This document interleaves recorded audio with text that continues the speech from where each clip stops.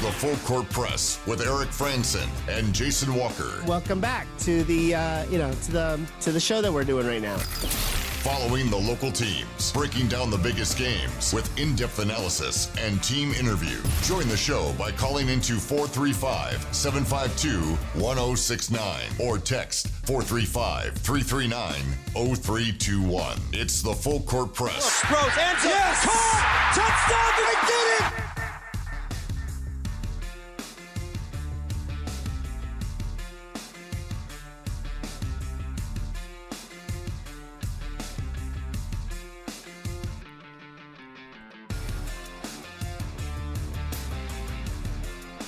Good afternoon, everybody. Welcome on in. It's another edition of the Full Court Press. Eric Frandsen, Jason Walker. Last hour, spent a lot of time talking about Utah State football. They had their scrimmage on Saturday, and we heard from the coach. We heard from we heard from Gabriel Iniguez. There is audio from Spencer Petras. We'll see if we can wedge that in at some point later on in the show today. Just getting your observations, your reactions to what you saw on Saturday. This hour, we're going to talk about some football to lead the show. Football. Yeah, so we'll do some of that. We will get back into some high school talk. Week one for high school football. How did the first games of the season go for our local Region 11 teams?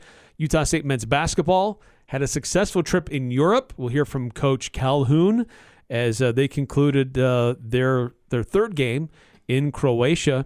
And a lot more to discuss here in the Full Court Press. And as always, if you want to weigh in, always love to hear from you on our Full Court Press text line, 435-339-0321. But to kick off this hour, we're going to talk about some Real Salt Lake. This is a team that's been making some roster moves here recently. And so we've reached out and connected with Hayden Nielsen. He is on the Royal Riot Podcast, and he joins us now in the Full Court Press. Hayden, thanks for your time today. Yeah, of course. Thank you so much for having me. Excited to be here. So, Hayden, I know there's a lot going on with Real Salt Lake. Right now they've had a pretty successful season, third in the Western standings. But one of the biggest reasons I wanted to have a talk is just because of all the different things. I'm following RSL as best as I can, but not an expert. But just had the transfer window, which I believe just closed or is about to close. You can maybe shed some light on that. But just to summarize, just for our listeners, so we can have everyone know, make sure we're all on the same page here. But just summarizing all the significant moves that RSL made. They sold their second leading goal scorer, Andres Gomez. They sold one of their wingers, Fidel Barajas. I may be butchering some of these pronunciations. But then they bought a couple of players, notable ones, Diego Goncalves and Dominic Marchuk. You're going to need to maybe correct me on those. Then a couple of other minor attackers and defenders that they got on some free transfers or waivers. But so some big moves, selling one of your top goal scorers, signing some guys for big money, like Diego was like a $3 million transfer. Marchuk was $1.5 million. So let's start with that. Grade me on my pronunciation, and then maybe go over some of these additions and transfers away that RSL just had in this second transfer window. Yeah, no, thank you so much for leading me into that. So I'm not one to grade anyone on pronunciations. I am very bad at it myself. You got our outgoing players correct, as far as I know. So really just to summarize, like you mentioned, so we sold Fidel Barajas to Chivas in Mexico. We sold him for $4 million at the very beginning of July. So that happened a long time ago, it feels like, at this point. And then at the very end of the window, we did sell our second leading goal scorer, one of the best players in MLS this entire season, Carlos Andres Gomez, to Rennes in France. So that was one of the, I believe they said it was the 10th highest outbound transfers in MLS history. RSL got around $11 million plus the potential for $13 or $2 million of add-ons. So a really massive move where RSL spent about $4 million on him 18 months ago. Great return on investment. And Fidel Barajas they brought in January for only around $250,000. So made absolutely insane returns on both players in a very short amount of time. So that's the outgoing players that you mentioned. Now, the incoming players, very interesting, and we'll have to see how they all work out. We'll kind of just go in order from when they came in. We first got Benji Michel, just a free agent. He has MLS experience. He played most of his career with Orlando. Doesn't score a ton of goals. Really likes to play out wide. At least he did with Orlando. And have heard great things from the Orlando fans about his work rate. We've seen him in a couple games so far. We've seen him in 3 games. Haven't seen a lot of minutes from him yet. And I expect him just to be more of a depth player. I don't think he'll get more than 20 minutes a game at most. And then we bring in Lachlan Brook. This one could be a big one. He was brought in for around $1 million from Western Sydney in the Australian League.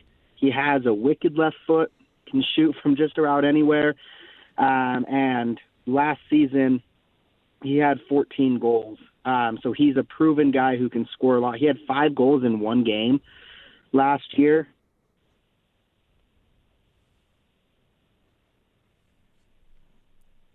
Oh, did we lose you, Hayden? Oh, I'm still here. Can you hear me okay? Yeah, now we got you now. I think we lost you for a second. So dropped out for just a quick second. Last couple of seconds we might have missed, or sentences we might have missed there. You're talking about this player from Australia.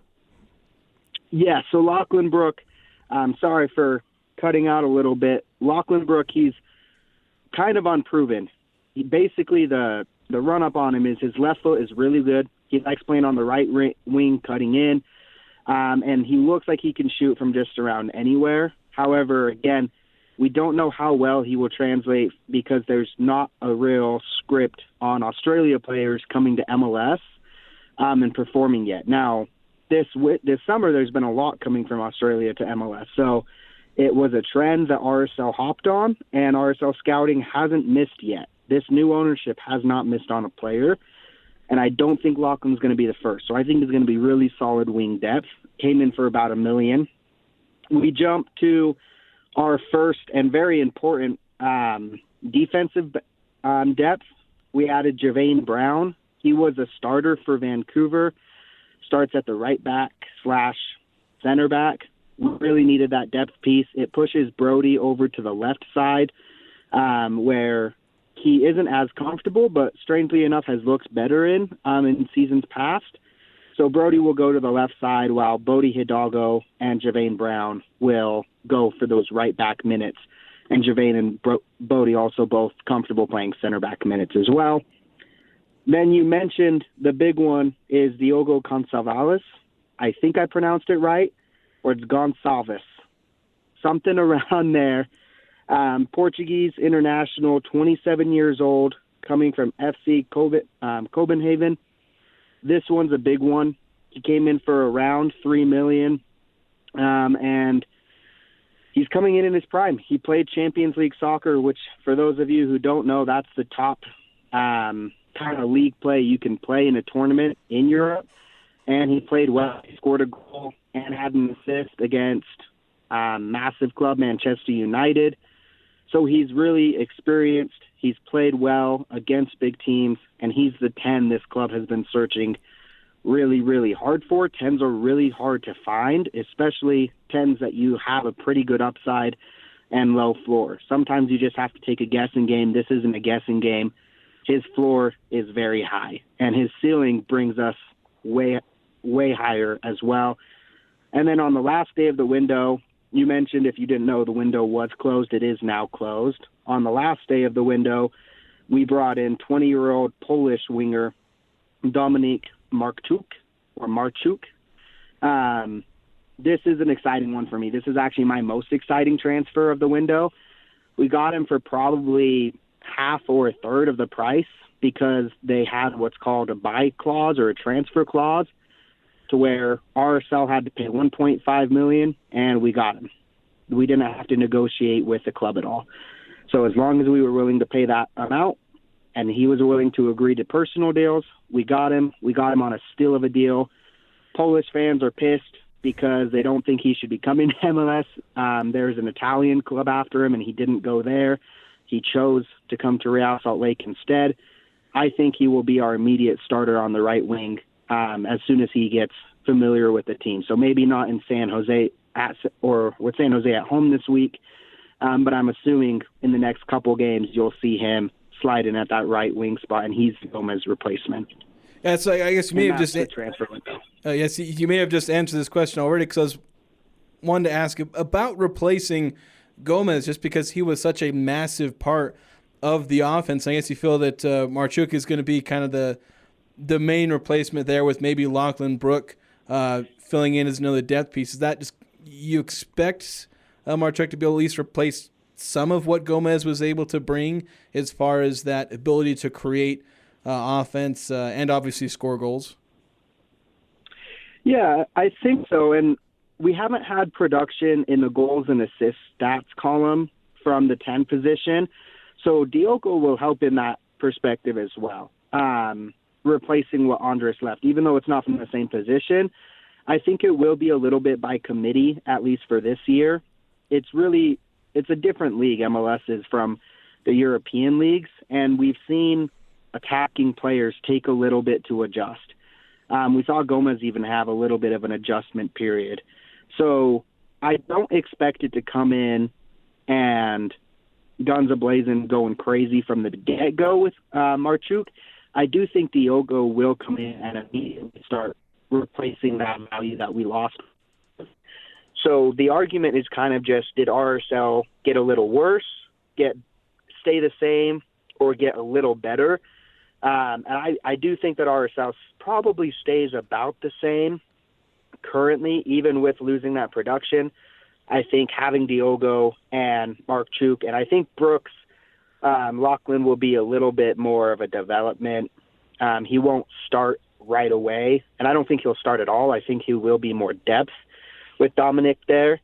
So that's where I really think it's going to come. I think it's going to be a by committee effort instead of having one guy take it on.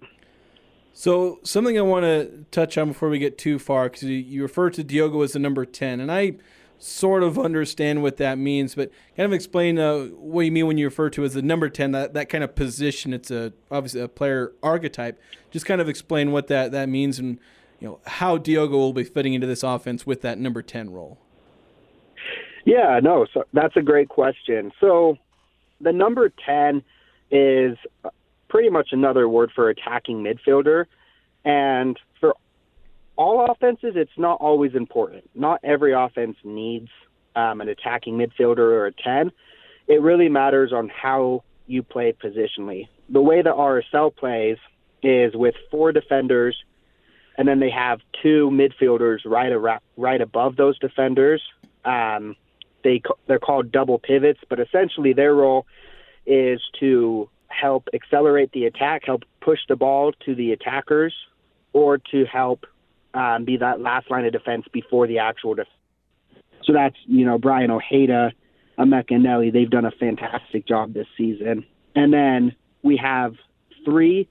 We have a left winger, and then we have an attacking midfielder, or the 10, and then we have a right winger, and then we have the striker, or commonly known as the 9. And the 10 is supposed to be beneath that 9 and really help orchestrate everything. That 10 is supposed to really help get the ball from the midfielders, Ojeda and Nelly, and be able to move it out wide, move it up to Chicho, and really just find those small areas.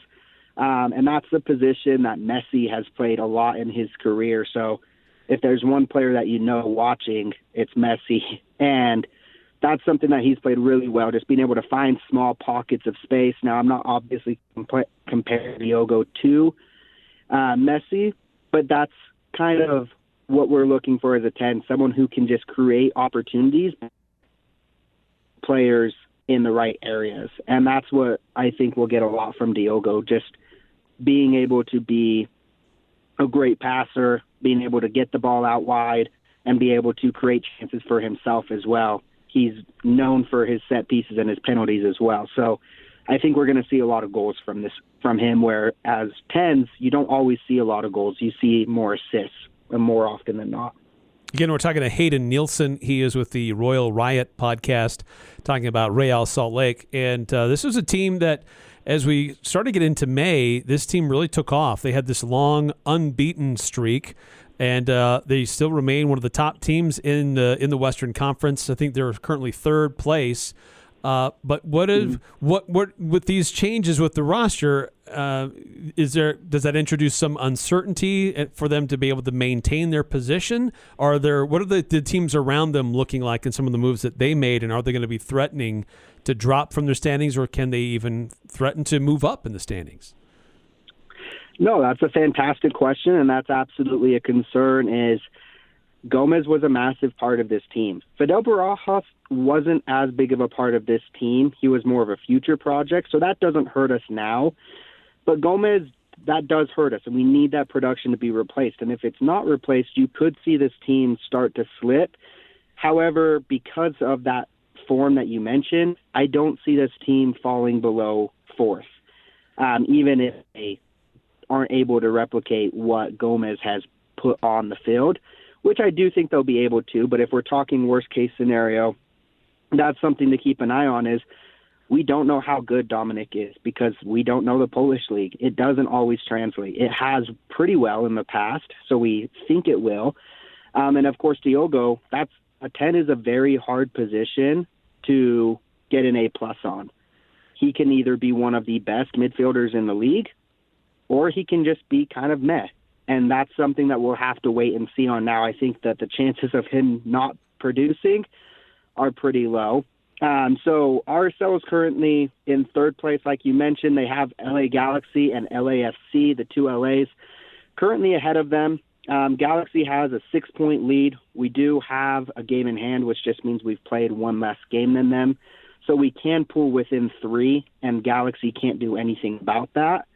Colorado is 3 points below us, but we also have a game in hand on them. So we can pull 6 points ahead of them without them being able to do anything. RSL does have the easiest schedule in the West remaining, whereas LAFC, LA Galaxy, and Colorado all play each other still. So they're all going to kind of eat each other and tear each other apart, whereas RSL has played all of those teams twice already. So RSL doesn't have to play them again. RSL's schedule for the remainder of the year is very, very comfortable. Their toughest opponent is Vancouver, who currently sits in 5th place, and they won't play them until the final game of the season. So very doable schedule. There's still room to climb. It is very possible for RSL to still win the West with how easy this schedule is. I mean, if you even look at the next 2 games, they play San Jose, who currently sits in the bottom of the West with 14 points, and then they play New England, who currently is bottom of the East with 23 points. So the next 2 teams are bottom of both of their conferences. So there is a lot of room for RSL, and I do think that while the other teams are beating each other up a little bit, RSL will be able to grow out of this 3rd spot, and I do think we'll see RSL land probably 2nd, but 1st is definitely possible. So one thing that will obviously be key to making that rise, something that's been a little concerning to me as I've watched the last handful of games, especially in league play, is their defense. Mm-hmm. I was at a game where Atlanta got a couple of goals on RSL, Portland got 3, Colorado got 3, Houston got 3. I know there's a couple of games where RSL only allowed 1, against LAFC and against in one of the Leagues Cup games, but that defense seems to be struggling. But from what I've seen, they've also had a decent excuse in health as far as who they have on that back line. Maybe kind of walk through what that defense is looking like and what the odds of improving that are to where they can capitalize on what's been a fantastic offense by having a good defense that'll hold up back there. Yeah, so RSL started off the year from February until June. They had the 2nd-best defense in the league. And then June came, Justin Glad started getting hurt. Vera started getting hurt /visa/suspended. So Vera started missing a ton of games. And then we were messing around with the right back where we were pushing Bodie Hidalgo into center back where he's just not a center back. He's initially a right wing guy. So he's initially an attacking player, but they're putting him at center back. So we were messing with a lot of things for the entire 2-month period. And I think that it really showed a lot more in that phase. I think that we still have a very good defense. You have Justin Glad, who was an all-star starter this season, and he earned that because of how good he was. We have Brian Vera, who was very, very good for the first little while. Those two work extremely well together, and that's the key, is those two. We need to also figure out the right back spot. It's been a mix of Bodie Hidalgo, Philip Quinton, and Andrew Brody. They're moving Andrew Brody over to the left side now.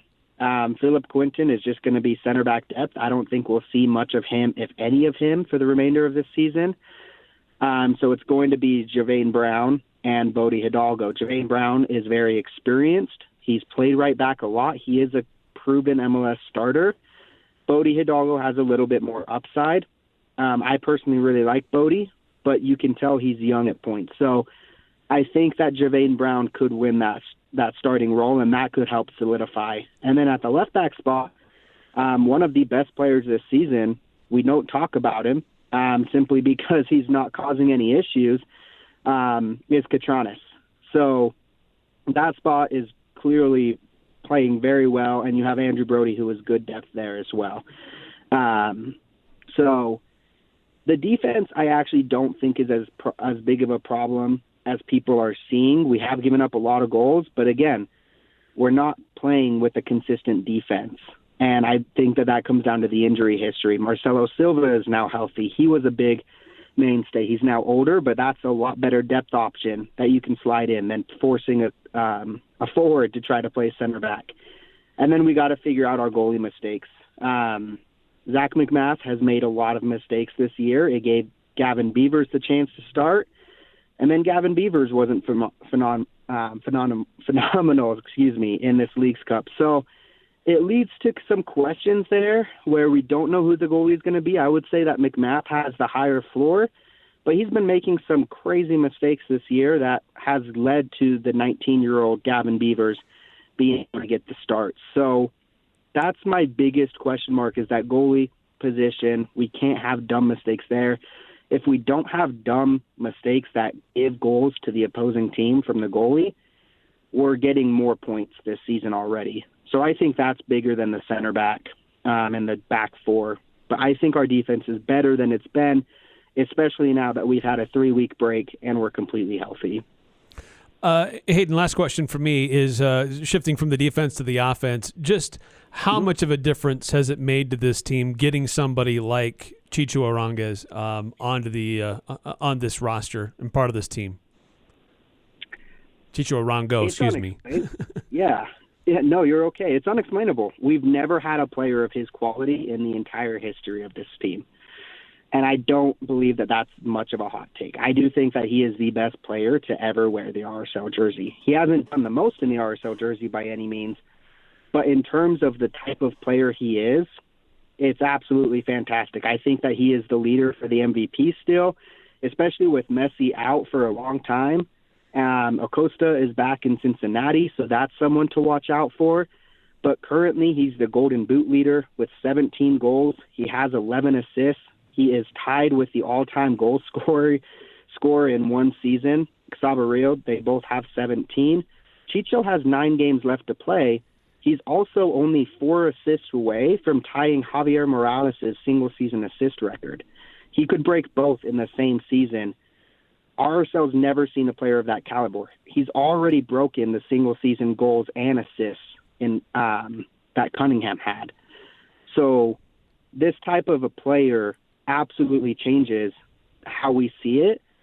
And what you'll notice is once we get into playoff games in MLS, one difference maker sometimes can win you games and put you on that next level. It's kind of like NBA playoffs where a superstar, the Utah Jazz, you would have Donovan Mitchell sometimes just score 49, 50 points, and you would win games because of that. MLS can be very similar where you have one player that can pull you to a win simply because they can make something out of nothing. And that's the type of player Chicho is, and he's an amazing team captain as well.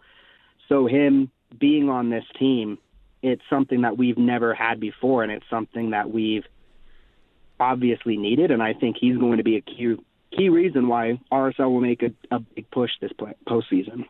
All right, well, Hayden, thank you so much for coming on, helping us get to know this RSL team a little bit better. I know it's a team I'm trying to watch as much as I can. I might get to go to another game this season, but thanks for coming on, having a chance to talk about RSL and their chances to do some pretty big things this season. Of course, and I would encourage anyone listening to this, Utah State fans, anyone listening, this is a team to watch out for. The state of Utah does not bring very many championships home, other than conference titles with Utah State and Utah bringing home some conference titles. We don't bring home the big ones that often. RSL is a team that can bring home the big ones. So that's something that I personally know everyone wants to see in Utah, is seeing us go and get the big championships, especially when we're the underdog. We're the smallest market in the league. We're going against the best player of all time. This is a time to tune into RSL. If you need tickets, you can always reach out to me. I like to redistribute tickets, so fans who aren't going to the games, they give them to me for free. I give them to you for free, just so that we can have butts in seats and pack that stadium. So if you ever have tickets, reach out to me if you're not using them, or if you're looking for tickets, reach out to me. Let's get this final 5-game stretch where we have 5 home games in the next 9.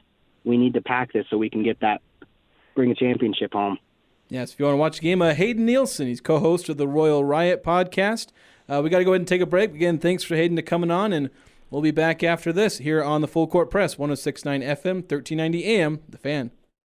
We've got a reason to celebrate. Actually, we've got 99 reasons to celebrate, because Murdoch Volkswagen has been proud to serve Utah's automotive needs for 99 years. We're here to celebrate and say thank you to everyone who helped us get here. And there's more to come, like Volkswagen's Savvy Summer Sales Event. Right now, receive 0.9% for 5 years on an Atlas or Crossport, or up to $3,500 in customer bonus cash. When you walk through our doors, you feel like family at Murdoch Volkswagen in Logan, or online at murdochvw.com. Call 888-391-6083 or see dealer for complete details. Offer expires 9/3/24. Summer is cruising by way too fast. It's already back to school time. Soon, you're going to start experiencing many special places and events that you won't forget, such as your first slide down Old Main Hill, attending Aggie football and basketball games, or a wild party at the How, and your first kiss on the Aggie Bowl. That might just lead to that extra special moment at Jarek's Fine Jewelry, Cache Valley's engagement ring store, where it's all about the romance. Just look for the bright green cars at 930 North Main Street.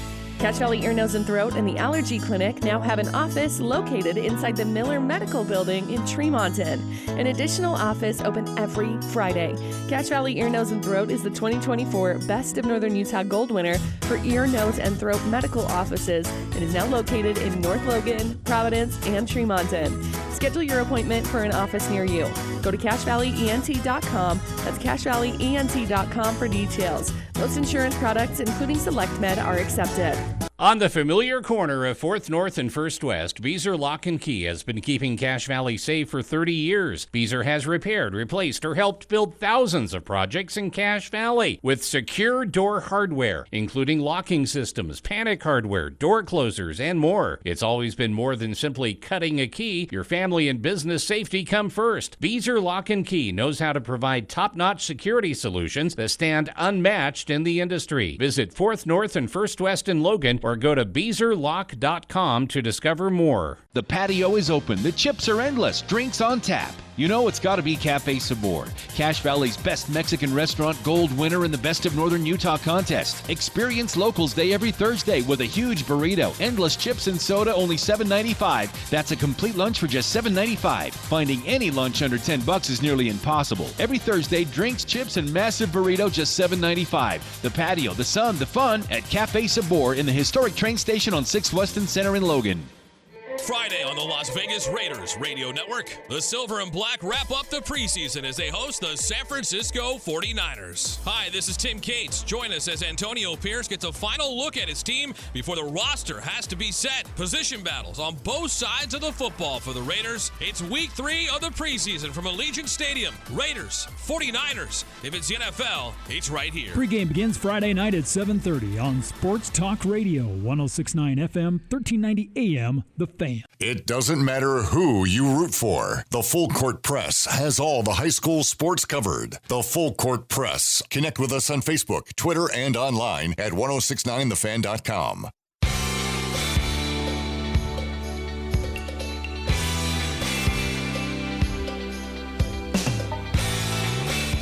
Crystal Vision, they are a 4-time gold medal winner in the Best of Northern Utah contest. They provide personable, experienced one-on-one care. They're on 14th North by Sportsman Warehouse and online at crystalvision.com. That's Crystal with a K, Krystal, vision.com. Again, big thanks to Hayden Nielsen joining us from the Royal Riot Podcast, talking about Real Salt Lake. Now, he mentioned ticket exchange. Like if you've got tickets you're not going to use or you think you need some, and he mentioned that he is a source to distribute those. So during the break, we had a conversation with him, like, how was that done? And he said, really, the best way is just to DM him, give him a direct message on Twitter. And so his Twitter handle is at Royal Riot Hayden. So Hayden is spelled Hayden. So at Royal Riot Hayden. And if you've got tickets you're not going to be able to use or you're in need of tickets to the game, he says he distributes about 30 tickets per home game because the Real Salt Lake community want to make sure if a Real Salt Lake fan can't go, they want to make sure another Real Salt Lake fan can go. Yeah, and I'd actually been seeing this. Like, I'd actually already heard of it. I didn't realize, like, when I talked to Hayden that he was the one who did it because I had already seen this happening, this ticket exchange. I just happened to see it cross my timeline on Twitter. But, yeah, obviously it's fantastic. And, I mean, we're not the biggest coverage branch of Real Salt Lake content here. We're going to try and change that here. So I don't know how many of you are fans of RSL, but this is a championship level team. We're getting excited about hockey. Very, very good product on the field. This is a franchise that's been around since the mid 2000s, and they're kind of getting back into championship form the way they were kind of in the late 2000s, where they won an MLS championship in 2009. So if you're wanting to get into that, that's a great place to get started. Get a chance to see this team, which, again, is championship caliber. They are a contender. Right, an MVP type player. Yeah, they've got an MVP field. candidate. We talk about the Jazz trying to get an MVP candidate. That's how you win a title. RSL has that. And that is perhaps one of the most exciting aspects of this season. And they're making big money moves to try and improve the team. Obviously, they sold one of their players, one of their better players, but it was for a massive contract that they're going to reinvest in the team. They've already reinvested some of that into guys who they're hoping will be able to replace what they lost in that production. Yeah, so pretty exciting stuff. Their next game is this weekend with, who was it coming in? San Jose. You mentioned the team that's like toward the bottom or at the bottom of the West. It was weird seeing San Jose there when they had Chris Wondolowski all those years. And then New England, who's at the bottom of the East. They'll be the next game after San Jose. Right, on Saturday, August 31st. Yeah, so the 24th is their next game, and then the 31st with New England. So a couple of games for RSL to kind of get back into the swing of things. They haven't played many league games in the last month or so. It's been a bit of a break, some time off. They're going to get back into the swing of things, so it should be exciting. Speaking of exciting, the Utah State men's basketball team doing very well and finishing up their trip in Europe with yet another big victory. These games in Croatia were against higher level competition. Still not exactly sure how good they were, but still, better competition, improving as each stop along the way. And they picked up another big win, another blowout victory for Utah State. And Coach Calhoun took to social media to kind of recap his team's trip and how they did in Croatia before they return home. Grant, this was by far the toughest test. This is a very, very good basketball team. They've got some veteran guys that have played in the United States, guys that have been in the pro level 5 to 7 years. I thought after the first 3 minutes of the game, this team was as dominant on any team I've been with on a foreign trip. We held them to one shot. We got out in transition. We made the game simple. We executed in a half court. We had a ton of one-mores, but I think our guys have bought into our defense. They got no leverage, right? Offense is all about getting leverage, whether it's a pick and roll, whether it's cutting, posting up. This team today, we never let them get any leverage. I thought we did an unbelievable job on Jack Polke. We talked about him being a Ray Allen. That's our level of closeout, running him off the line. A kid that made 10 three-pointers against Kentucky. I have great respect, coached against him. So all in all, I thought our execution on both sides was tremendous. Mason came down with a little bit of a bug last night, and also Carson Templin today didn't feel great. I think the change, the travel, maybe something they ate, but we didn't have Mason today. I thought Dexter Acano filled in very, very nicely. That's the thing about building your roster, right, in the off season. You can take a look at needs, and where we wanted to get really good was our depth. I've said all along, I've been part of 3 teams that had great depth. This is one of those teams that has great depth. I thought Jordy Barnes came in and did a great job. I thought Dayton did a great job. So we have a lot of guys that stepped up on this trip, multiple big-time performances from a lot of guys, but certainly missing Mason for sure. Mason's going to be one of our team leaders. The equity he has in this program and the way his mentality is every day, we're certainly going to need him throughout this year. So there's Coach Jared Calhoun, and Utah State beating their third team on this trip. It was Montenegro. It was a team from Montenegro, KK Podgorica, from Montenegro's first league. And they won 75-41. And as he said, this was a team that had more experience, guys who played in the United States, experienced veteran guys. Not as high scoring as some of the other games, but certainly Utah State defensively getting after it, only allowing 41. Yeah, and that's the big thing where, the first 2 games you're playing teams that don't have as many, pro-level players, guys that are actually, tough to play against. And you score 116-95. Yeah, this one you only score 75, but 75 points in a college game isn't that bad. And but then 41 points on defense, that's as much of a wow factor as scoring 116, holding a team to that few points. And the fact, they in the first quarter, Utah State was trailing 16-15. Well, in the next 3 quarters, they only give up 25 points. And stepping up on defense like that, that's massive. And that's where one of the biggest concerns for Utah State is how good are they on defense? Well, in this game, they're pretty darn good. They proved they can get after it. Ian Martinez again leading all scorers with 15 points.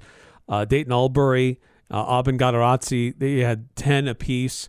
But this continues to illustrate just the versatility of this team, because then sophomore wing Tucker Anderson, Dexter Acano, they went for 9 apiece. Jordy Barnes scored 7. So a lot of guys are chipping in and scoring and contributing. It's not all on the shoulders of 1 or 2 guys to lead this team. Yeah, and they were doing this without a guy like Mason Falsif, who wasn't really available because of, as Coach mentioned, illness. Just kind of comes out of nowhere, and not much you can do about that. And they still had balanced scoring. It's probably a little more balanced in this way than it probably is going to be once you get into a situation where you're going to have a 8 or 9 man rotation. But it's still balanced because these are a lot of the guys you expect to play: Martinez, Albury, Gadarazzi, Tucker, and Dexter. If you're regularly seeing them each go for, 1 gets 15, 2 get 10, 2 get 9.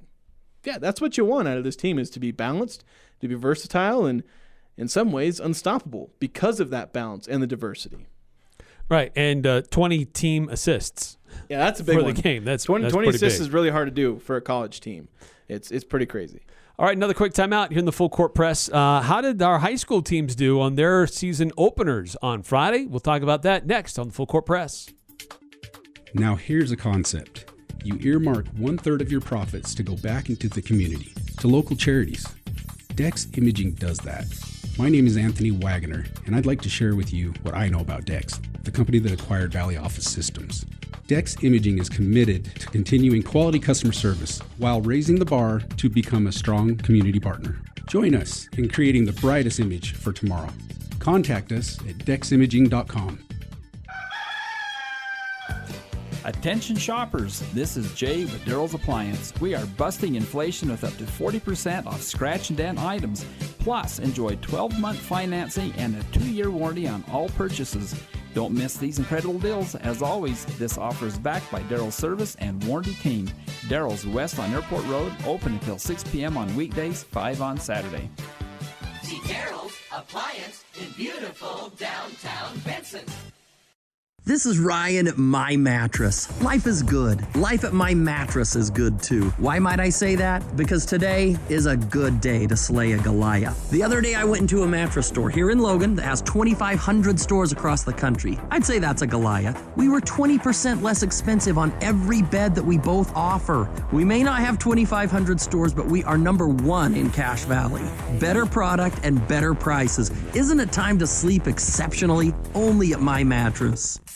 Looking for the perfect pair of glasses? Crystal Vision in Logan believes finding the right frame should be a personal experience. Their experienced opticians will help you one-on-one, guiding you through a wide selection of frames that match your lifestyle, personal style, face shape, wants, and needs. Whether you need something professional, stylish, or practical for daily wear, they'll make sure you leave with frames that are uniquely you. Visit Crystal Vision today, experience the difference of personalized care, and find the frames that fit you perfectly. Crystal Vision, your vision, their passion.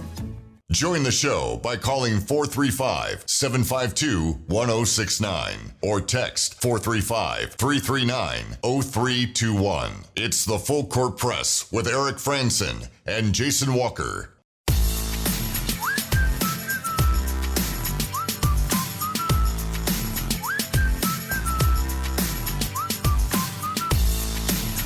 You stopped whistling, Jason. Yeah, you turned the mic on. That's whistling doesn't come across on microphones very well, Eric. It can be challenging. Yes. And plus, whenever I try and whistle in the microphone, my lips suddenly go dry, and I just go. As I try and whistle along to this. For the audience, like, what? What is happening right now? That's not the first thing they need to hear come out of my mouth. Hey, Friday night was the opening night for high school football for our local Region 11 teams, and by most accounts, everybody did really well. And I'll be honest, there were some surprises in how it turned out. Some games maybe closer than I thought they'd be. Others picking up victories that I didn't see coming either. And it was a pretty exciting game. We had some games that were down to the wire. A couple of Region 11 games were really, really close. Yeah, I think I had the best game of the region slate there. And as you mentioned, all the Cache Valley teams, actually every single one of the Cache Valley teams, at least in Region 11, got victories. Green Canyon, Ridgeline Mountain, Chris, Skyview, and Logan. Although the two teams in Region 11 that are outside the valley geographically, they both lost. So apparently they should have lived in Cache Valley, because then they would have won in week one. But those were still close games. They were one single-score games. Yeah, they were indeed. Westfield falling 26-24 and Bear River losing 36-30. So competitive, even in defeat. We are bringing back the old grist mill bread and butter play of the game. When you listen to the Skyview Bobcats at the end of the game, Hurricane John Newbold and Rex Davis will call out a specific play that stood out to them. Unfortunately, our phone lines have changed here recently, and we were doing some tests earlier today, and there's still some glitch in the system. So we can't have you call in to identify that play, but you can text in to our Full Court Press text line, 435-339-0321. First person to text in to correctly identify the old gristmill bread and butter play of the game, we'll hook you up with some free bread. Yeah, so we've got John sent us, and he told us, what the play was, when it happened, the quarter. Just give us that general information so long as we can tell, you knew the play. So basically the first one that shows up in whatever order that our text line says it's got sent in, you'll have a chance to win free bread. That, as we said, there are a lot of close finishes. Skyview on this channel was very close. They beat Salem Hills. And the Logan game, which you called, Jason, came down to the wire in kind of in the closing seconds. Yeah, this is a game where Logan led 17-0.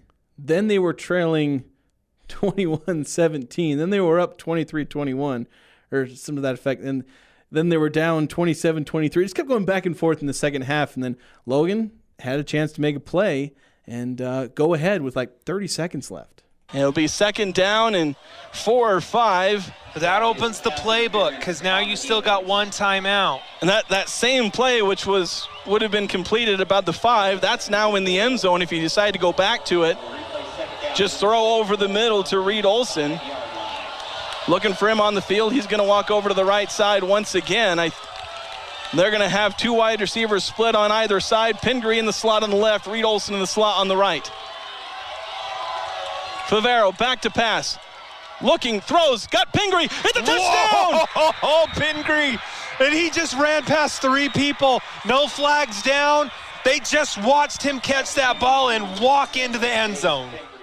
Yeah, so last minute go-ahead touchdown, and Logan had to close it out on defense. Of course, Reed Olson got a sack on that series to help close that out. But yeah, an exciting game for Logan, who's looking to turn things around a little bit this season. Yeah, young squad, not across the board, but some key positions for them. That was a very familiar name at quarterback, Favero. Yeah, people will probably recognize that Yes. last name, Easton Favero, starting as a sophomore. So should be a fun season. Yeah, but Coach Butts trying to turn some things around and to change the culture there. An exciting win to get things started in his new era. An absolutely good start there. Wasn't a perfect game. There were mistakes, but you overcome those mistakes. I think that's the biggest thing for Logan is overcoming the mistakes they made and still getting the win on the road. Let's see, from 6543, the first person to text in and get it correct, it was the text says Max Castillo's block field goal with 6:34 left in the first quarter, and that is correct. That was a 30-yard field goal attempt that was blocked early in the game, and it was a close game back and forth with Skyview. So every spare point gained or refused made a big difference for that one. So congratulations, 6543. You win the Old Grist Mill bread and butter bread, if you will, from us from calling it correctly for the game on Friday. Stay tuned on Mondays. We will recap that here on the Full Court Press and be able to recall back to what happened in the game on Friday. A couple other texts that have come through real quick. 2603. At what point does Great Asabor regret leaving? We'll see. He's got like 2 million reasons. That, it's going to be real hard that for he's probably going to be okay with that. As far as like competitiveness and actual things about basketball, maybe we'll see how Washington does. They're a team I'll be keeping an eye on for one obvious reason. Yes, to see how well they do. But Utah State looking like they may be good. Although John Rothstein put out his Mountain West preview, which wasn't super optimistic about the Aggies. I haven't seen that despite yet. something he tweeted about Utah State going 3-0 in the European trip. He didn't pick the Aggies super high, which I guess is a good thing because whenever the Aggies get picked low, they do not finish there. Yeah, it bodes well for the future. 5338, do you guys plan on doing a USU volleyball season preview soon? Yes, I may or may not have something written. I know I did something written last season for USU soccer and volleyball.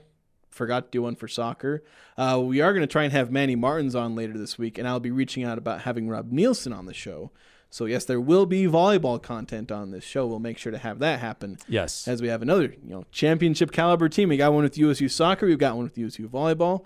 We'll make sure to keep you guys up to date with interviews and obviously the latest in what happens with those teams. Yeah. So short answer is yes, we're working on that. Then 9315, the play of the game. Gary Coleman tries to dink and dunk on Eric, which he is stuffed to the ground with no luck on the touchdown. Lots of crying emojis. I like it. I could see that happening. I could see it happening. I was like reading German. I don't even know what that's supposed to mean. Okay. Clearly it meant something to you. I didn't know what it meant to me, though. A.K.A. Ajay Salveson. All right. We're going to take another time out here in the Full Court Press. We kind of alluded to it, but USU soccer did well in Hawaii. Also, there's the Athletic recently put together ranking all 134 teams in college football.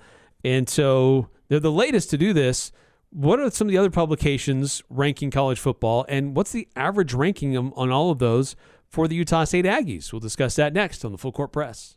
Elements has delicious lunch specials. Soup, salad, and bread for just $10 is tasty and quick. Elements lunch menu is full of scrumptious items. Wood-fired pizzas are an excellent choice that include barbecued chicken and the bee's knees. The fresh battered halibut fish and chips with seasoned fries is always a hit. And don't forget the fan favorite, Chipotle fried chicken sandwich. Thursdays, enjoy Elements house-made smoked brisket. Casual or professional. Open Monday through Thursday, 11:30 to 8 p.m. and Friday and Saturday, 11:30 to 9. Visit theelementsrestaurant.com for reservations. Hey Cache Valley, this is Mark at the Sportsman in downtown Logan. We have a bike sale going on right now that you don't want to miss. All bikes from Cannondale, Da Vinci, Marin, and the Electric Bike Company are on sale at huge discounts. If you want an electric bike or a simple mountain bike for commuting to work or school, now is the time to buy. You won't find better prices on bikes than right now at the Sportsman. If you want something a little different, check out our Super 73 e-bikes. It's our huge bike sale going on right now through Labor Day, only at the Sportsman on Main Street in downtown Logan.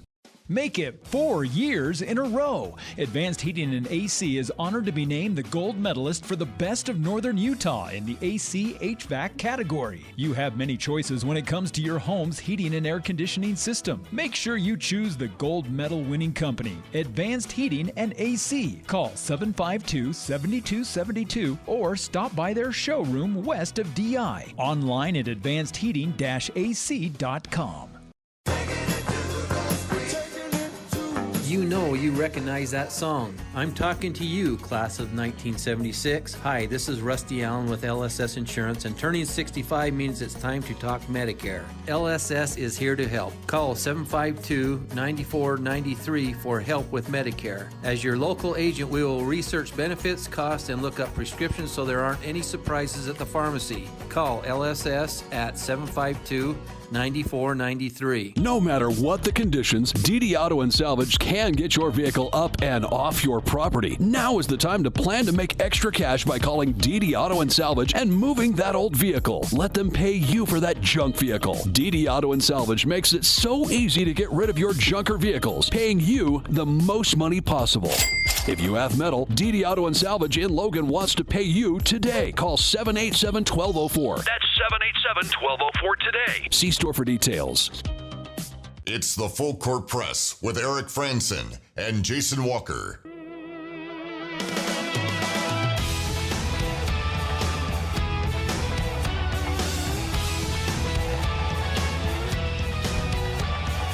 Welcome back to the Full Court Press. Eric Frandsen and Jason Walker. By the way, speaking of Skyview football, there's some logistical challenges that we already know about for this week. Skyview is going to be at Morgan, and it's just not going to be possible for us to produce that game. So, unfortunately, we will not have a Skyview football broadcast this week. Yeah, it's unfortunate we've had a couple of these pop up where there's just difficulties, some of which are very understandable limitations for high schools. Others are a little more frustrating. Yes, like we experienced last week at Cedar Valley. Yeah, that's... Not to name names, but Cedar Valley. Eric's just going full scorched earth. Yeah. Hey, I alluded to the rankings. Look, I want to make sure we give proper time for this, so we'll push that into tomorrow's show. But let's talk about Utah State soccer. This was a team that we knew had good strength on their defense. We had some not concerns, but questions about how strong they would be offensively. Well, they definitely put those to rest. Any questions or concerns, at least in their first two games. But really the first one against Pepperdine, that was a team that was a tournament team last year, very solid team in the West Coast Conference. They beat up on Hawai'i on their home field, which is a solid program.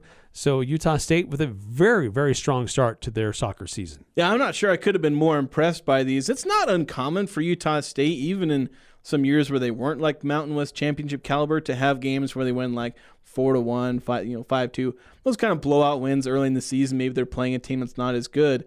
Hawai'i wasn't particularly great last year. They had a losing record. But Pepperdine, team they beat 4-0, is the team that, as you mentioned last year, NCAA tournament. They went 9-5-5. They were picked to finish third in this year's West Coast Conference, so it's not like they graduated a ton or expect to fall off. They beat them 4-0. 2 goals in the first half, 2 goals in the second, shut them out. It's like, dang, that's good. And as you mentioned, the defense we expected to be good. 2 shutouts is maybe even a little more than maybe I was expecting, to allow 0 goals in 2 games. I knew they'd be capable, but maybe don't expect them to always do that. Even when they're working in 2 new goalkeepers. They started a different goalkeeper in each game, trying to figure out where they want to go as far as the heir to De'Ara Walton's throne that she established the last 5 years. But yeah, with the offense, I wanted to see, okay, how do they produce goals? You got a lot of returners. A lot of them are young. Kaylee Chambers, Tess Wirtz, Summer Diamond. all those were freshmen or sophomores last year. They were your top producers on offense. Not a ton. I think the leading goal scorer for the team had like 4 or 5 goals. Are they going to produce more this season? Well, they pretty much did. Tess Wertz had 2 goals in 2 games. Summer Diamond, I think, had 2 goals as well. Yeah. So, and I think Tess had an assist, at least 1 assist. Yeah, Tess Wertz had 1 assist. So you had a bunch of different players producing. I think 10 different players, I think it was, that had some kind of goal contribution. Wertz and Diamond each had 2 goals. Kylie Olsen got a goal, as a defender. Kaylee Chambers got 1. Busy Arevalo got 1, and then Olsen and Busy Arevalo, they also had 2 assists each. So those are some of your headliners as far as stats go. But yeah, offense was great. 4 goals in one, 3 goals in the other. Against Hawaii, there was 3 goals in 3 minutes. So we'll see if the offense continues, because sometimes you can just have really positive stretches where you just play good, and sometimes you're going through a bit of a slump. But if this is an indication of the growth of the offense and the still really good capability of the defense, then my goodness, that is a really good sign. Yeah, really exciting for this Utah State soccer team. And as we said earlier, they handed out some hardware, but they also handed out an all-tournament team or something they had to that effect. There was an all-tournament like MVP, because this was the Outrigger kickoff tournament. Kylie Olsen being the one with the 1 goal, 2 assists, and contributing to 2 shutouts as a defender. She was named the tournament. Is it even a tournament? It's more of a showcase, because teams were predetermined. They just played 2 teams, and it might have just been the 3 teams. Maybe. Yeah, I'm not 100% sure. But Kylie Olsen getting the MVP. They had an all-tournament team, which I don't know how many were named to it, but I do know that Kylie Olsen was obviously on that team, as was Tess Wertz, Busy Arevalo, Alex Day. Midfield, I don't know if she had any statistical contributions. She had a yellow card in one of the games, but she is in that kind of holding midfielder position.